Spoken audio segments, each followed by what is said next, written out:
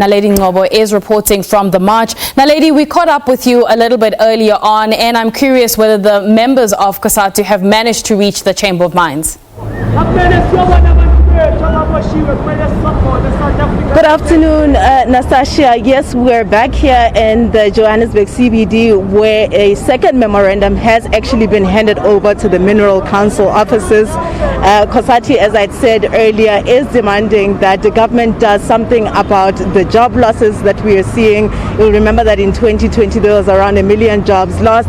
They want also unemployment to be dealt with. We know that it's at around 34.4%. They also want the economy to recover, and they want the economic recovery plan to be implemented in its entirety.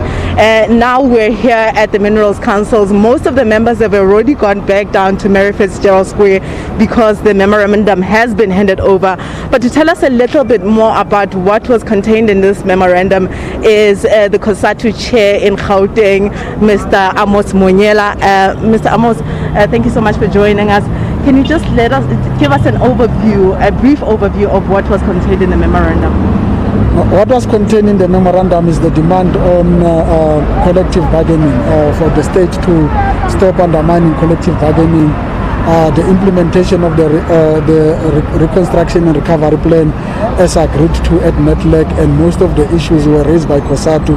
So we think it is not implemented in its entirety, so it must be implemented because it will help to resuscitate the economy. The other issue that we raised was on the corruption in the state and in the private sector, and particularly the collapsing of SOEs through its mismanagement by those who are deployed in those things, or those who are leading those institutions.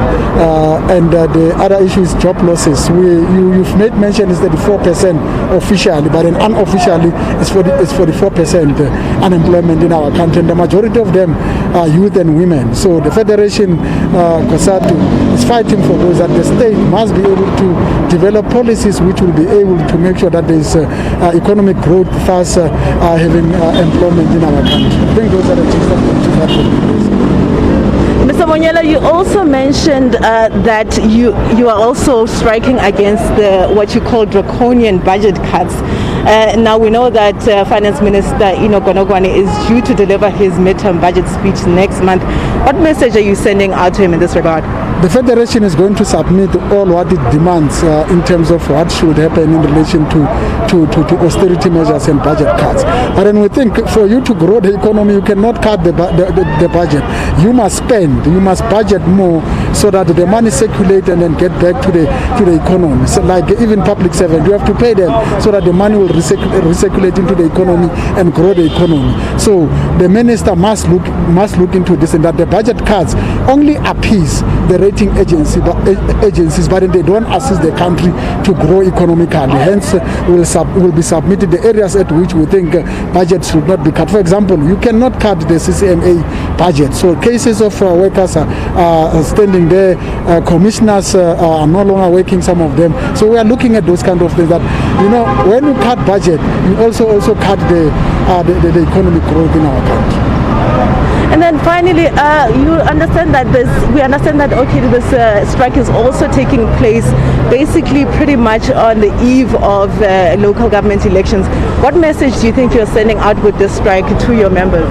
This is the program of workers worldwide. This is the day that is dedicated to decent work. It has got nothing to do with the local government election. I can tell you, even if this was supposed to happen a day before the local government elections, we will do so. We cannot push back our demands because of local government elections. We cannot push back the struggles of workers because of local government election. Lastly, we cannot push back the struggle of workers because of local government. The economy is not growing now. It is not waiting for the local government to take place and then it will grow. Workers are not getting their salary increases now, so it's not waiting for the local government. The timing coincides with the local government, a month or a few days before the local government, but then it was not planned this year. It is planned throughout. So already when we get into the new year, we know that on the 7th of October there will be an international decent work day. So it has got nothing to do with local government election. In 2019, the same thing happened. Before the national the general elections, there was a march by workers. Workers cannot put back their demands on the basis of local government elections. All right, thank you so much there for your time. Thank you, Mr. Manyela. Thank you. Well, you heard it, Anastasia, Cosatu chair, they're saying that local governments are not the reason why they're having the strike. They're saying that workers' needs cannot be pushed back with regards to the fact that, well, there's a local government election upcoming. And he's saying that government should be spending more money. There shouldn't be any austerity in order to ignite the economy and in order to agitate for growth. There needs to be spending, and that's the message from Gauteng Cosatu chair Amos Monyela. That is Naledi Ngcobo coming to us live from downtown Johannesburg.